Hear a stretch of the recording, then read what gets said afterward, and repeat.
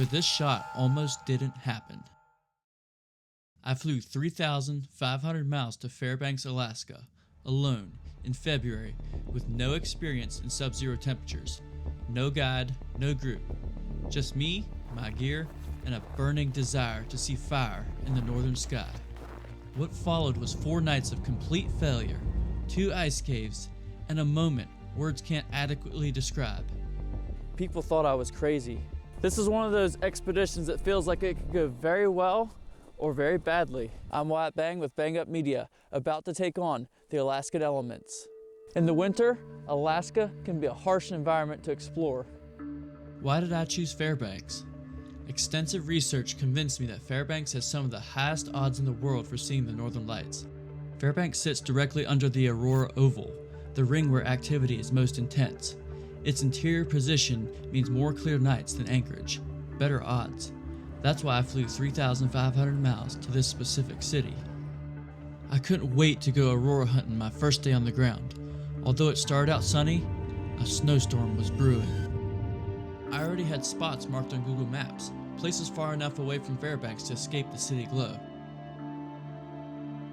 2 Aurora apps, KP Index, BZ levels, and Aurora band position are all factors to pay attention to. I was looking for a negative BZ value in KP3. A major solar storm was building. The forecast graph was turning orange over Fairbanks. KP projected to hit 5. Everything pointed to a display I'd flown 3,500 miles to see. Except one factor. Clear skies are required to view the Aurora, which stands at least 50 miles above the Earth. My heart sank as I saw a heavy cloud cover scattered for miles over much of interior Alaska. But the forecast kept intensifying. This wasn't a minor display. I headed out just before 11, determined to outrun the clouds. I pushed south through the dark, miles of empty highway, nothing but blackness in the tree line on either side. Then, a breach in the clouds. A green wave rolled overhead for just a moment. Oh man. I found a place to pull off, but by the time I stopped, it was gone. I kept driving, 2 hours south of Fairbanks, still clouds, and the best forecast I had witnessed. It was so tantalizing, I just kept believing that I was going to break out of the clouds. Disappointed, I turned around. It was like 2:18 in the morning. Conditions have gotten worse. I'm not going 75 anymore. I flopped into bed at 3:30 a.m., knowing I'd missed the best display of my trip. By morning, the outlook wasn't much better. A deep bank of snow clouds had settled over interior Alaska. Not the kind of storm that shuts everything down, but the stubborn kind that just stays. It snowed the first 3 nights. Navigating the snow-covered roads put me on edge, and overhead, that ceiling of clouds never broke. Waiting on weather isn't really in my nature. Alaska doesn't guarantee an Aurora display, but it offers plenty else if you're willing to move. So I explored on cross-country skis for the first time and experienced an international ice festival. My need to explore called me to push further.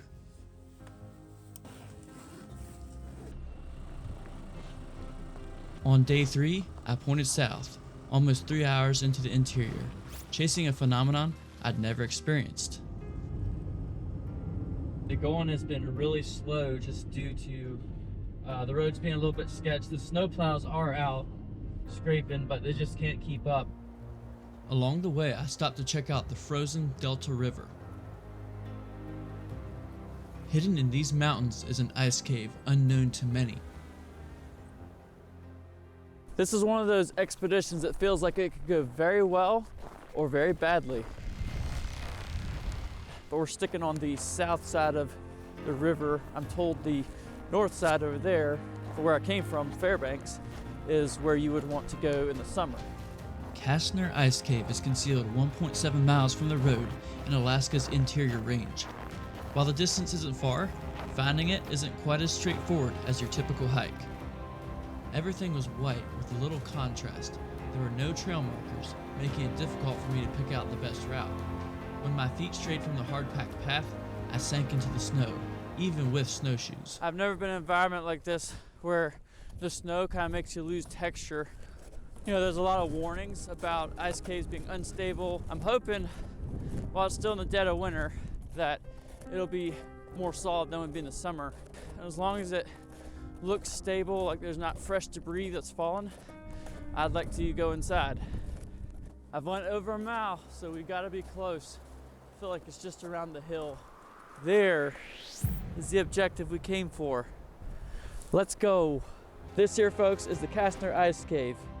Really blessed right now to have it to myself. Just about to go inside on the left, and we'll work our way back. Just check out this ice. All these like bubbles frozen inside.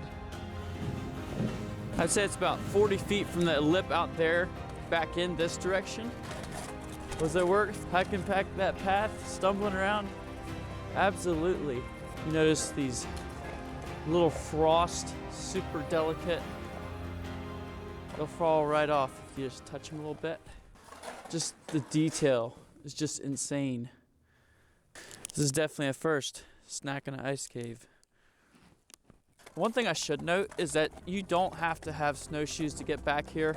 There's a hard-packed path if you're able to stay on it, and you'll know when you get off. I came to Alaska for the Northern Lights, knowing that I wasn't guaranteed to see them every night. But there was something about this spot.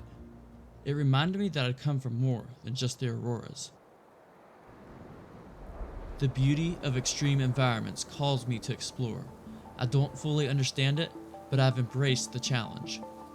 I decided to head south from Fairbanks and beyond Anchorage.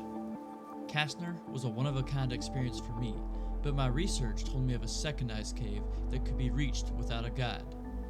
The Byron Glacier cave has mixed reviews, with some telling of its beauty, while many warn of its hazards. It's a relatively short hike at just 1.5 miles to the cave.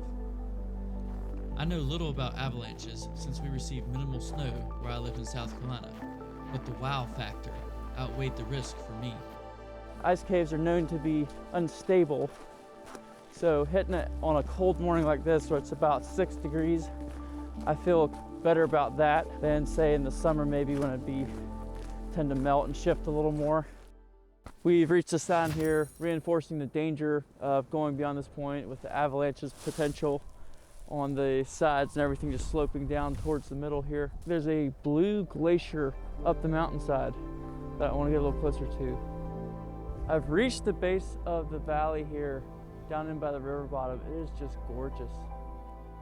That may be fresh debris, not sure. It's gotten kind of real. It's a tough environment with this wind. I'm walking through this river bottom, kind of breaking through a crust of ice, and I'm not sure what's underneath, so it's actually sketching me out just a little bit. After realizing I'd likely pass the cave, I turned back to investigate the creek bed closer. Still haven't found the actual cave yet, but this is like a really cool ice chunk. Just look at all the texture. Don't you love how this vertical wall is like at a slant? And that one's actually a lot taller than 12 feet. It has been a really challenging trip. My fingers have stopped working, my phone has stopped working almost, got the GoPro warmed up finally. I never found the cave. What I found instead was a creek bed full of blue-tinted glacier ice in a desolate valley, unlike any place I've hiked through. The frigid landscapes continued to deliver, but as I walked back to the car, my mind drifted to my original reason for coming. Will the weather forecast and the aurora forecast line up for the perfect light show? I was up early this morning looking around, but with no luck.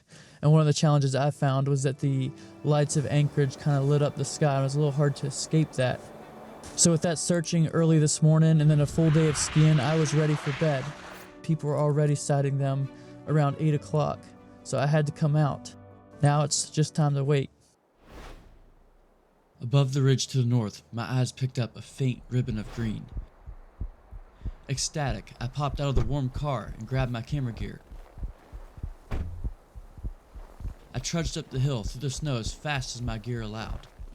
Fully awake now. It's just a steady ribbon right now. No movement. Hands trembling, I began setting up a tripod. The only sound was an icy wind on top of the exposed hilltop. Yes! The first one. Hold the fort. Thank you, Jesus. A steady emerald band draped the northern sky, clearly visible to the naked eye. The lights faded. I shivered and returned to the car to warm up. My eyelashes are melting. They're white with frost. I continued to scan the horizon. A pillar of green fire touched the peak. Waves hung suspended in the sky as I hurried back up to the overlook. I came to Alaska to see this, and there it was.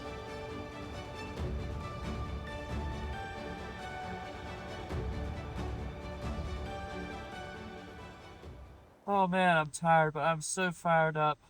Super thankful to break through that threshold and actually see him now. I'm really excited for what the next couple nights could hold yet. Anchorage delivered, but my return to Fairbanks was still ahead. As I drove 8 hours north, the sky was clear as temperatures plummeted. I kept tabs on the Aurora forecast as I drove that night, hoping a firestorm would form above. Just before midnight, I navigated to Murphy Dome, an exposed hilltop about half an hour west of Fairbanks. Despite a weak KP2 forecast, I spotted the faint aurora right away. The camera shutter clicked, and I had my first image of the night. The sky was alive. The bit I could see was only a fraction.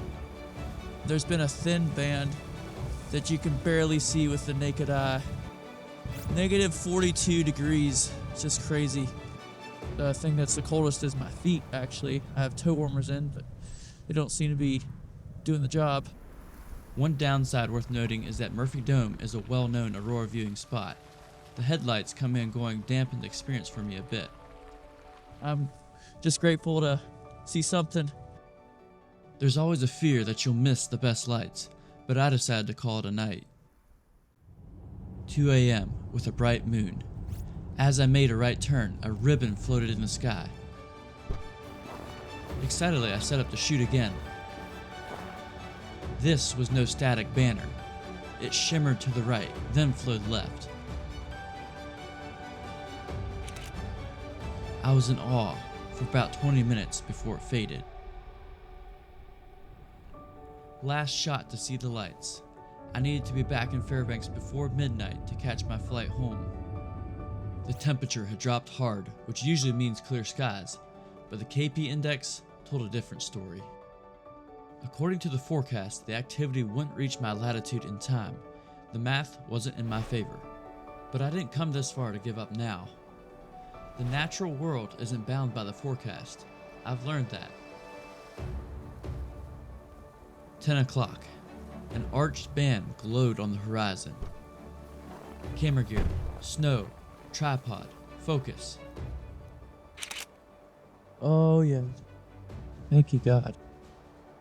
My eyes couldn't track the movement, but a time lapse could.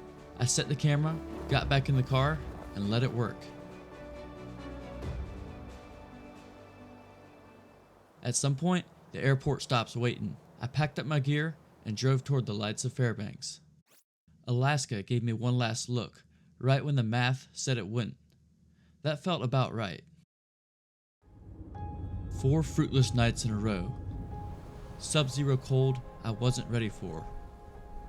And an unfulfilled dream of seeing the aurora pulsing directly overhead.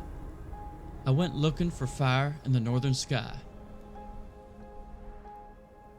I found an ice cave, glacier valley, and several breathtaking, wow God, moments I couldn't do justice to.